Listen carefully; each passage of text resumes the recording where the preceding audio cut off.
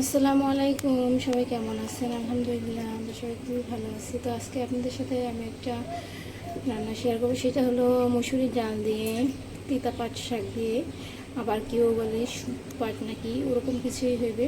তো ওই শাক দিয়ে আমি কীভাবে রান্না করে থাকি সেটাই আজকে আপনাদের সাথে আমি শেয়ার করব।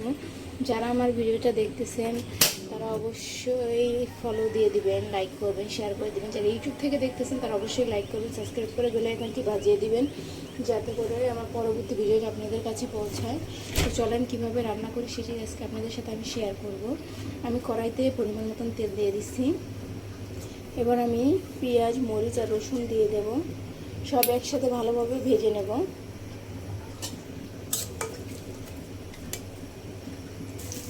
দিয়ে দেবো দুটো শুকনো মরিচ। এবার আমি সব একসাথে ভালোভাবে লাল লাল করে ভেজে নেব। এইটা কিন্তু এই শাকটা দিয়ে ডাল রান্না করলে কিন্তু খুবই ভালো লাগে। আমি আজকে একরকম করে দেখাবো, আবার আরেকদিন আরেক রকম করে দেখাবো। তো সবাই ভিডিওটা শুরু থেকে শেষ পর্যন্ত দেখবেন। এই পর্যায়ে আমি দিয়ে দেবো হলুদ। হলুদ একটু তেলে ভেজে নেব, তাতে করে কিন্তু আর গন্ধ আসবে না গাইলে।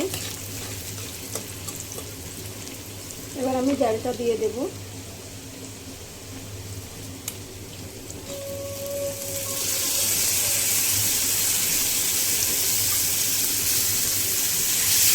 এবার আমি ডালটা কিছু সময় ভেজে নেব।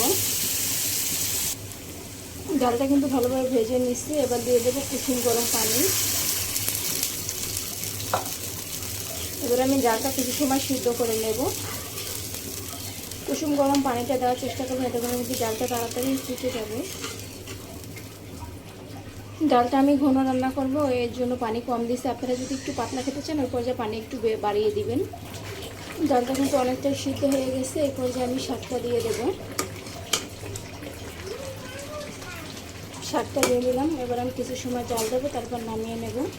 আমার কাছে কিন্তু এই তিতা পাট শাকটা দিয়েই খেতে ভালো লাগে। আপনাদের কার কাছে কীরকম ভালো লাগে অবশ্যই জানাবেন।